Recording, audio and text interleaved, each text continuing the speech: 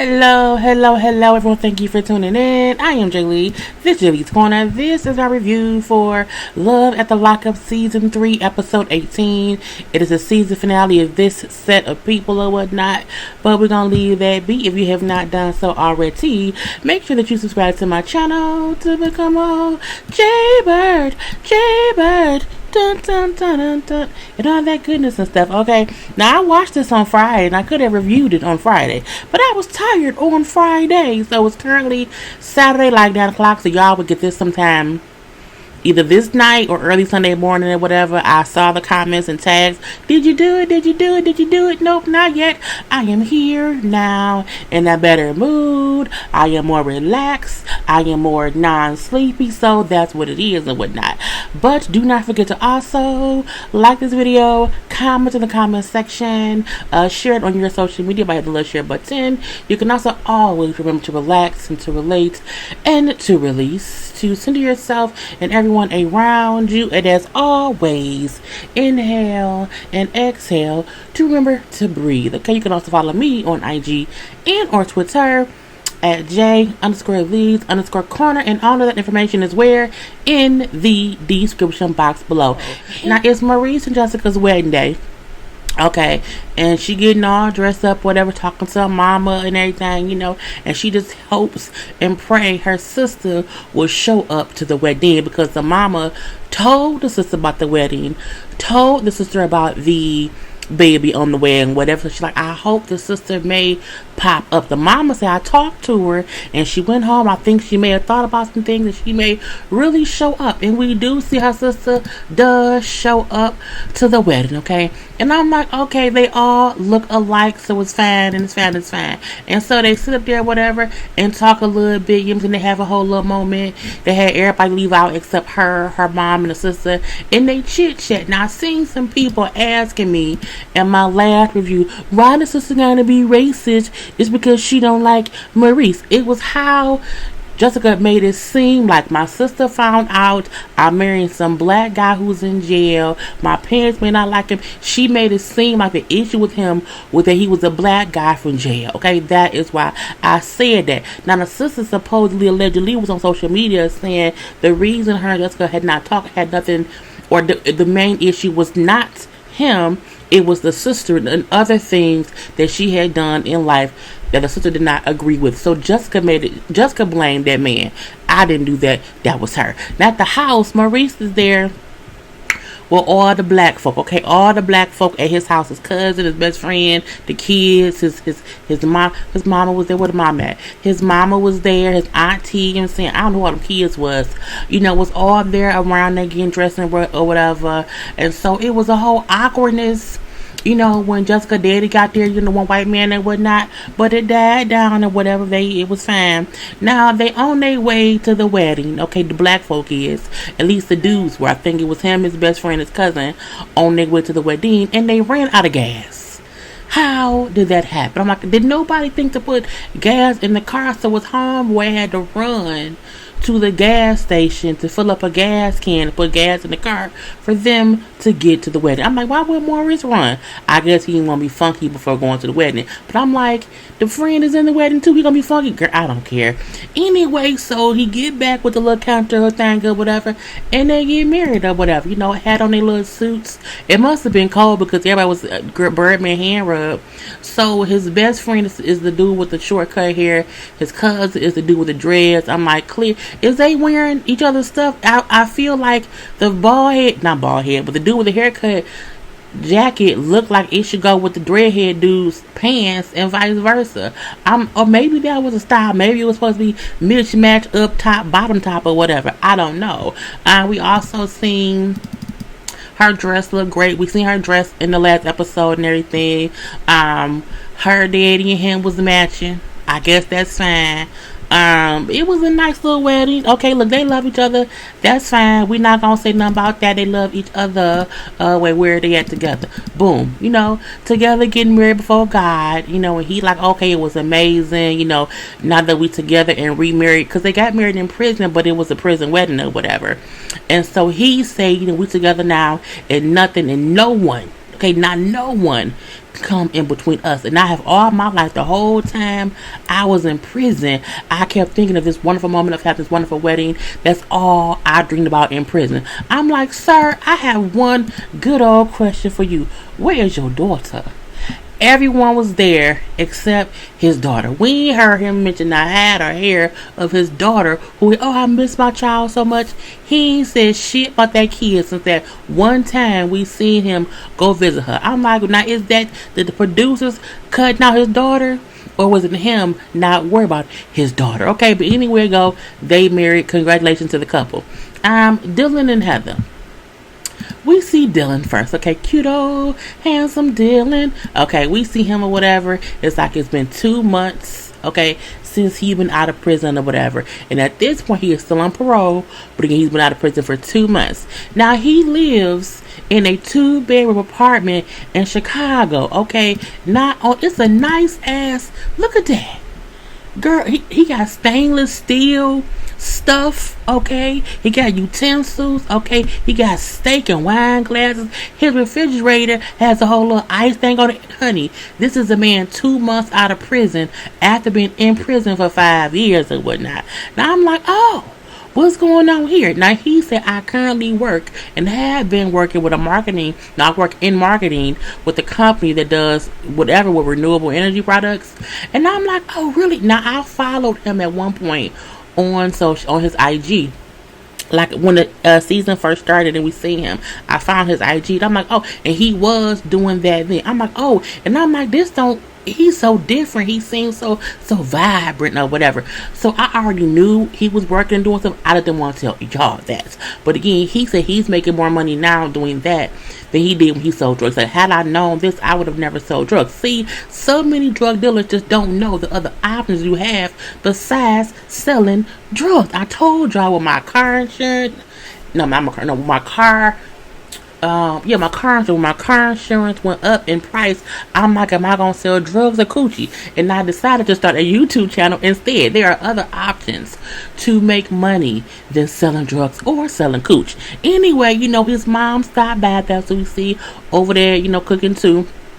And she asked him, well, have you talked to Heather? And he said, I have not talked to Heather since the day we broke up. Since we started filming, I have not talked to her or whatever.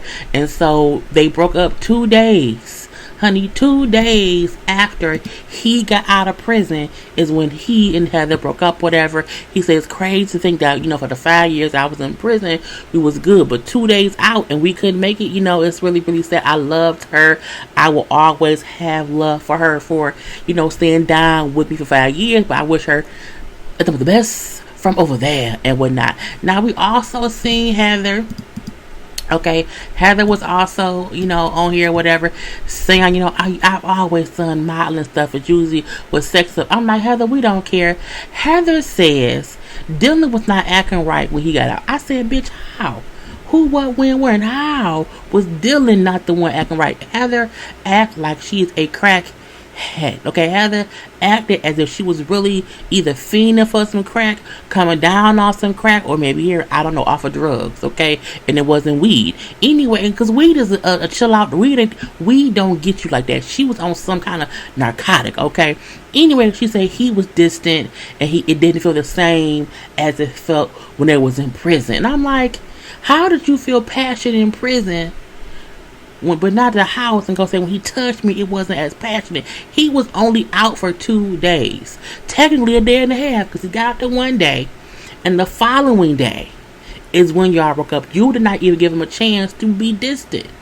Girl, the fuck, bye. 2 days, girl. She said that Dylan took advantage of her while he was in prison because he was calling her his wife, and once he got out, he discarded her like she was nothing. I say, bitch, you left him stranded. You left him on the side of the road and pulled off and said, I will never talk to you again. Did you expect him to come growling and begging you to come back to live with you and Aunt Diane? No. You can't be batshit crazy with a tore up ass Cadillac living in your auntie's back room and expect pretty ass Dylan to come begging you to be back. Girl, no. No. She is crazy. She then said how she is still upset upset that she wasted her time with him for them 5 years, and she would never ever get back with him. I think the feeling is mutual. Okay, now I get her saying I wasted 5 years of my life. That was on you. That was on you. He didn't. No one in prison can force you to come to the prison. Prison is the one time you can really cut ties with a person, because it ain't shit they can do to get you to come see them. So Heather, you're batshit crazy, and all that shit, girl. I was like, I cannot believe she fixed her mouth to say all of that. Okay, we then have Scott and Lindsay. Boom, boom. Now, Lindsay up in that attic kissing that girl, Tarabelle. And we find out, yes, Tarabelle and Lindsay have been scissoring sisters, touching cooch and rubbing up against each other and kissing or whatever for the past 6 years. For the past 6 years, Tarabelle was Lindsay's girlfriend, and she did not start talking to Scott until Tarabelle got out of prison and Lindsay was still in prison, and that's when her and Scott started meeting up. But they both also bring up how over the years they both have had boyfriends, and their boyfriends knew that they were each other's girlfriend and that they would have sex with each other, but their respective boyfriends would not be allowed to have sex with the other person. So, like, Lindsay's boyfriend would have to know she gonna fuck Tarabelle, but her boyfriend couldn't fuck Tarabelle, and vice versa. Tarabelle's boyfriends also knew that he could not fuck Lindsay. I'm like, girl, I could not. But she brings up how she don't think Scott is gonna be down with that arrangement. Well, you know that, and that's why you lying to him and you using Scott. So we do later on see the little girl come to live with them. Because remember, the reason the little girl wasn't over there yet was because the grandma was like, she can't come see you until you've been, quarantined by yourself for 14 days. So it was the grandma who would not let the little girl come until those 2 weeks had passed, it was about COVID. And so the little girl now moving in. Okay, I'm so happy you're with us now, Molly Grace. Mom, I'm happy you're home too. So, they happy and whatever. And Scott said he feel like, the little girl moving in gives him purpose. Because again, he's felt lost ever since his son passed away in the car accident. And the daughter, Molly Grace, brings up how Scott has been very, very helpful, in helping her and providing for her, and even getting her room together, and how she is grateful for what he has done for her. That's more than I can say for Lindsay, who seems a lot ungrateful around these parts, okay? The mama, Lindsay's mama, feels as if, I've had Molly Grace for 4 years. It's going to be different for her now being here, and you're trying to parent her.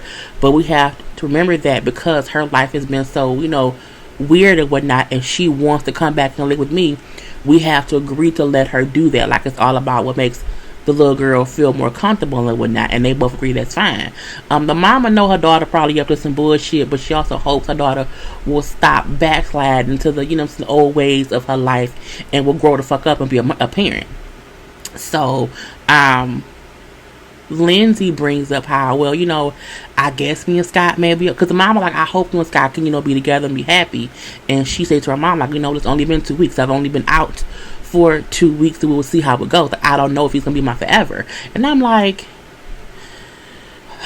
girl, and this is the thing. They showed little Molly Grace her room.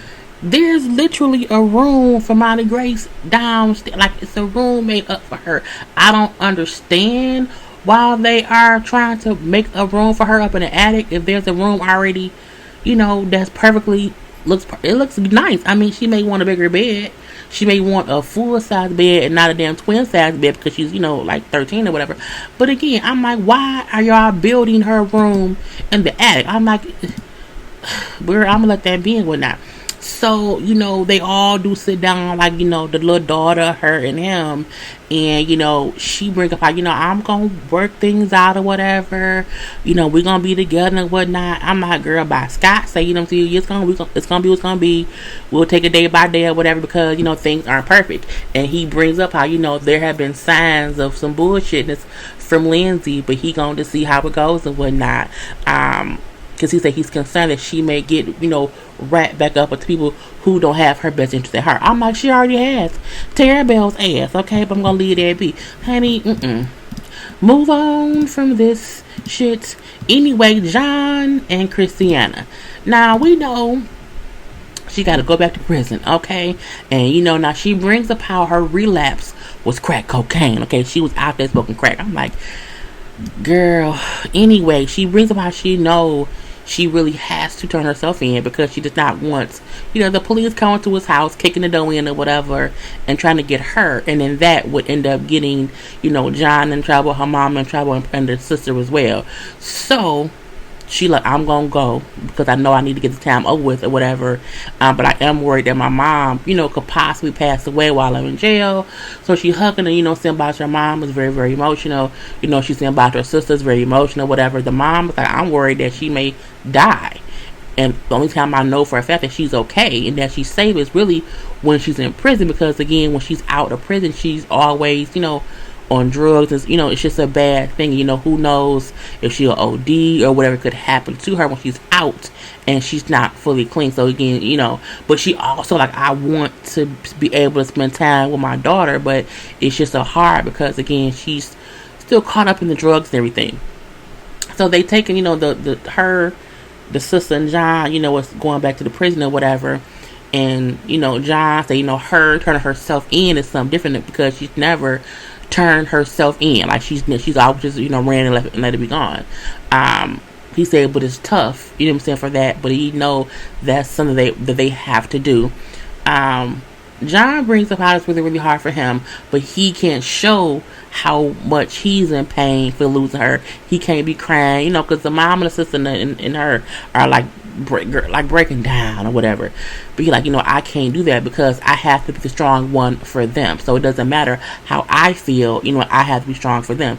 Now in the confessional, he crying, okay, tears coming down his face or whatever.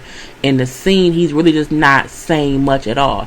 He's staying real quiet. I think he know if he, you know, starts talking, he may start crying or whatever. But he like, I don't, you know, it don't matter how much I'm hurting right now. I can't show that because I can't let them see I'm hurt. Because if they see that I'm hurt, it'll make them feel bad, and I don't want that to happen.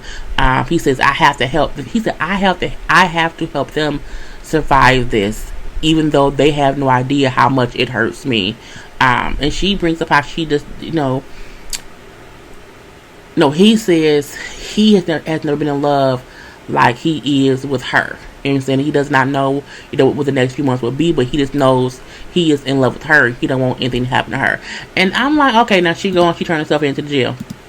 And, you know, it was a lot of crying. Oh, I'm going to and all that or whatever. And when she turns herself in, it was weird to see. I feel like John in this episode isn't the John from the beginning. I think this John, I'm just like, oh, like he really, like we thought he was crazy. We thought, I'm like, he marrying this person, like he's nuts. But it's like, damn, he actually does love her. I think if he didn't dress so weirdly, and he wasn't trying to be a fake Indian or whatever, or a fake Native American, it wouldn't be as weird. But I'm like, okay, he really does seem to love her. We thought he was batshit crazy, but it is what it is, okay? We then have Chevelle and Kweilyn, okay? And they on the phone chit-chatting or whatever. He woke up on his mama's couch. And she clearly did not have no money for no weave. Because who has a whole FaceTime call with a man in a hoodie that's strapped tight around their head? So they discussing the whole fight they had the night before. When he lied about where he was. You know, she said, where you at? He said the house. And she said, you're lying. Okay, I saw the pictures of you out, you know, at some bar with that girl. And so I'm like, well, I guess that's fine. So I think my dumbass neighbor's kids is like knocking on the wall. I'm gonna leave that be. Anyway, you know, he tells her how, look, I just feel like you be smothering me. You know what I'm saying? Like, you consistently call my cell phone or whatever. Like, I just can't. You don't give me any space, okay? And that's very, very, you know what I'm saying, stressful or whatever. I don't like that. You know, when she brings about, well, I know you've been in jail for 12 years. I get that, you know what I'm saying? But when I was talking to you before, you know what I'm saying, I put my whole life on hold for 2 years for you, you know what I'm saying? And my daughter calls you daddy. And I am ready for us to be a family. And I'm like, girl, so what?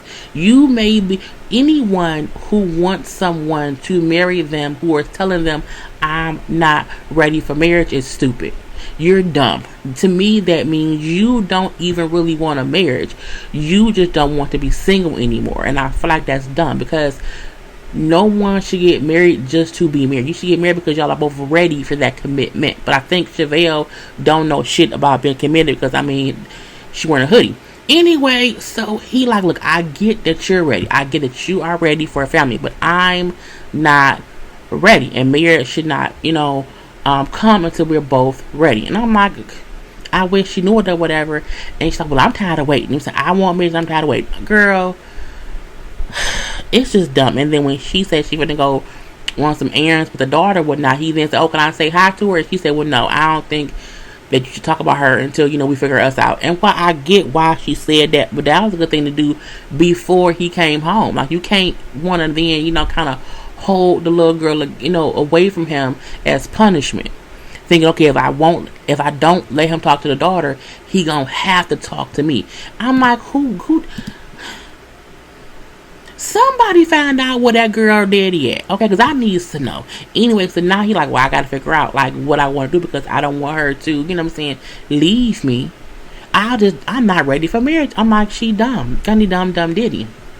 Now, back at the house, her mama talking. Now look, I didn't pick this photo to be messy at all. This was them in the kitchen talking, and that's their bodies. Okay, don't you come in like you was petty. No, I was not. Petty would have been had I did a zoom in of that their makeup, but I didn't do that.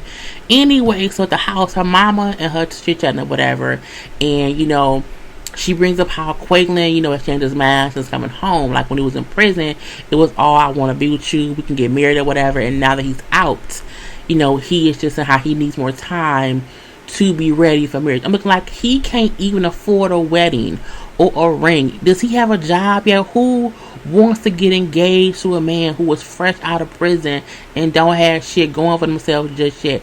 Get that man time to get a job. Get a bank account. Get something. I'm gonna leave that be. But she brings up how I saw him on social media on a date with some girl. I'm looking like, you're so stupid. So the mama brings up how like, well, he was locked up for 12 years, you know what I'm saying, but you have been investing in him, you know what I'm saying, but he not doing right by you. I was like, bitch, how? What has he done wrong? She then say, why even wait on him to be ready? You should be like this out, which I agree with. Okay, I agree with that part. You should leave him if he ain't ready. I get her saying that or whatever. When Chevelle then said, well, I can't really leave him like that because my daughter is involved, and so I just can't walk away. You know what I'm saying? I can't do that. Well, yeah, because my granddaughter's involved, my daughter's involved. There's so much going on. I'm like, y'all is really crazy. How was either one of y'all saying the granddaughter is involved in this? That man ain't been home but 30 days? That man ain't been in her life long enough for her to have any kind of lasting, longing feelings on if he don't come back. She fucking 5. She probably won't remember him in 5 more years. If he don't come back right now, she not gonna be pissed. Will not affect her for the rest of her life. Okay, she ain't been there long enough. He has not been there long enough for that. The mama then say Kweilyn needs to be a man and tell you what's going on. I'm like, bitch, and I don't mean to call mama bitch, but bitch, he told her what was going on. He told her, I want to be with you, but I do not think we should get married right now. He is being extremely honest that he wants you, but y'all ain't ready for marriage. He's being honest and upfront with her. He's not leading her on or nothing. Okay, I'm like, he being more mature than Chevelle and her fucking bad makeup ass have a mama, girl. But we then see Kweilyn has came back from Texas or whatever, and he then popped up over there. He wants to talk to her because, as he say, I feel like I need to see her to figure out what I want to do because she's a great person, you know what I'm saying, and that's what made me love her. Like, she really is like wife material, but I feel like we're not ready to be married, you know what I'm saying. That's true. That's wholeheartedly true. And the little girl just, oh, you're my dad and she's my mom. I'm like, someone told her to say that shit, but I'm gonna leave that be. So the grandmama take the daughter out the room or whatever, so Chevelle and Kweilyn can talk. And he tells her, like, look, I know you want a ring. Okay, I know you want a ring. I'm saying you deserve a ring, but I'm just not ready. He like, not only that, we are not ready. So I'm just asking you for some time. Okay, I don't want to not be with you. I just don't feel like we ready for marriage. She then said, I was thinking that as soon as you got out of prison, I would get a ring. Chevelle, who was gonna buy the ring? Who? Okay, who would do it? He don't have no money. How do you expect somebody fresh out of prison to give you a engagement ring? You gonna give what, a ring pop?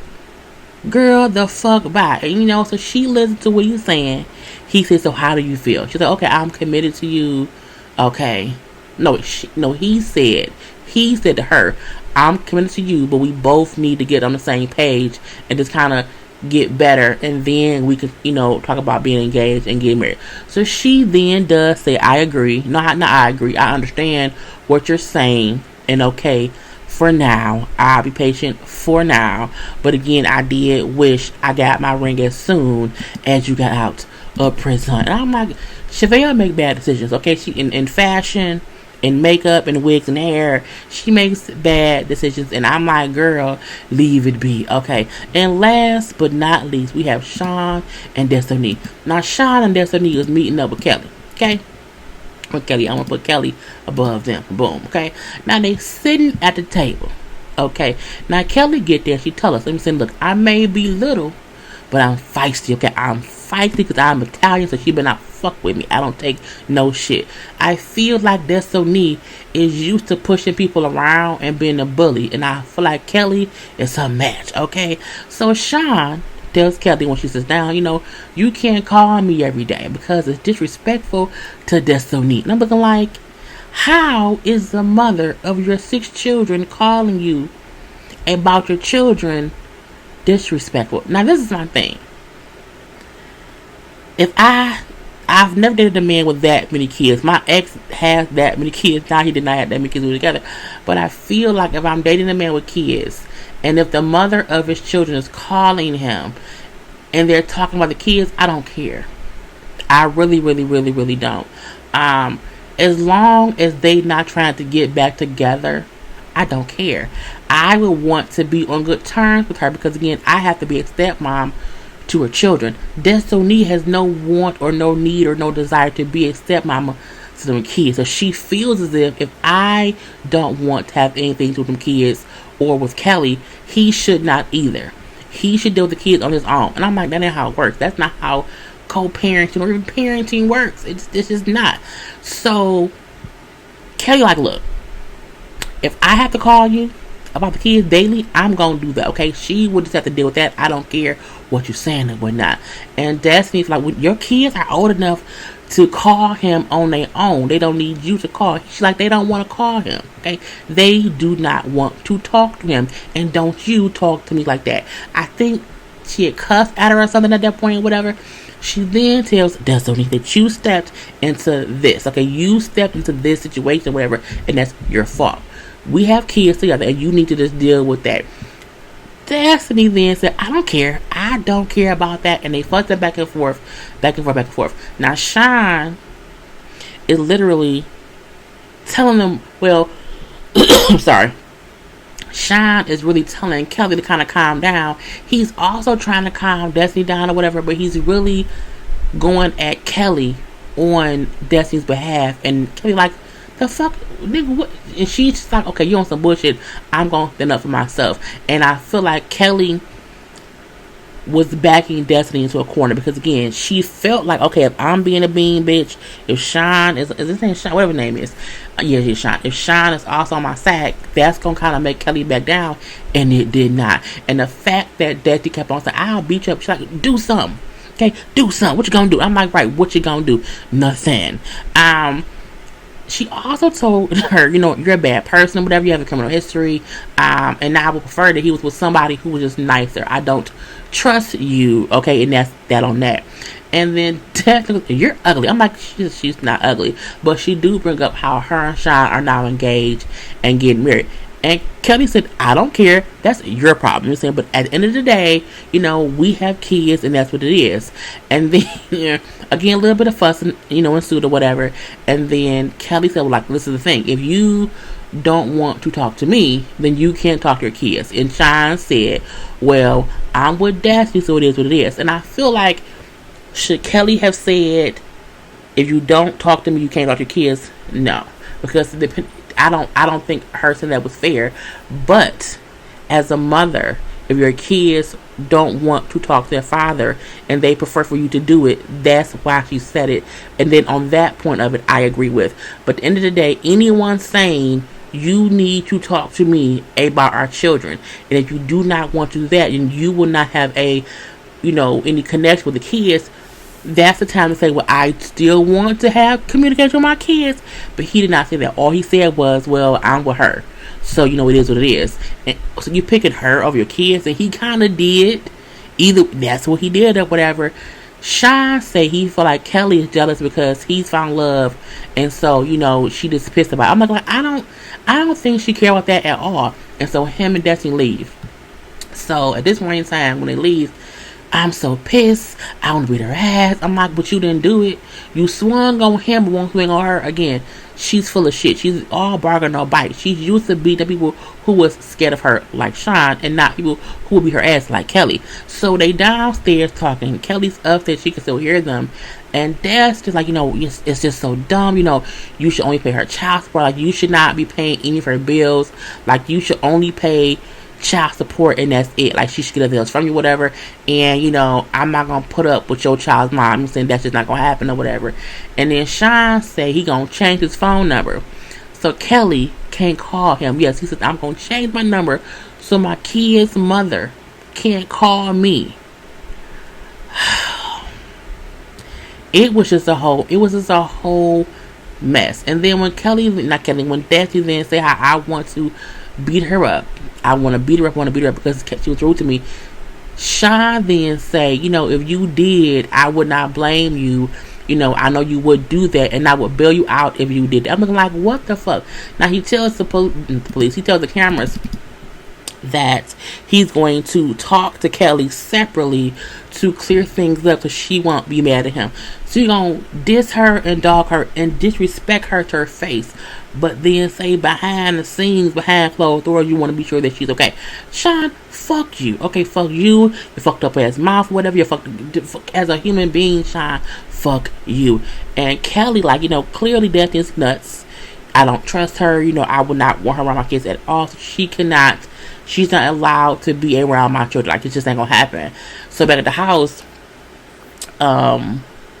she just say how Kelly's crazy and she's pissed, and how I have integrity, you know what I'm saying, and Kelly is in him. She not gonna put. I'm like, what integrity? Can you spell it? She then goes to the bathroom, take a pregnancy test. I'm like, I just cannot. And that was the whole episode. Now we find out a couple things at the end. Maurice just had a baby boy named Malik.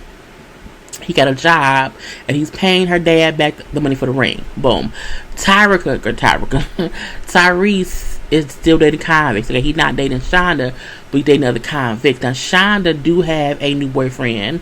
Heather and Dylan are both seeing other people. They're no longer together. Lindsay is still with Scott for right now, okay? But she has some skeletons in her closet.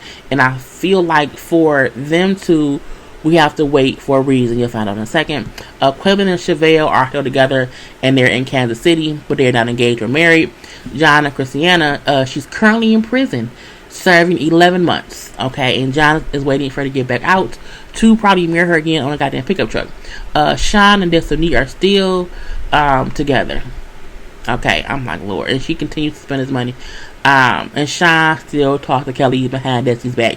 Now, life after Lockup starts next week, and the couples will be Andrea and Lamar, Marcelina and Brittany, Chevelle and Kweilyn, Scott and Lindsay, Lacey, Sean and John, Sarah, Michael, and them. Sarah, her boyfriend, Michael, his girlfriends. So Sarah, Michael, and them, and then Sean, Destiny, and Kelly.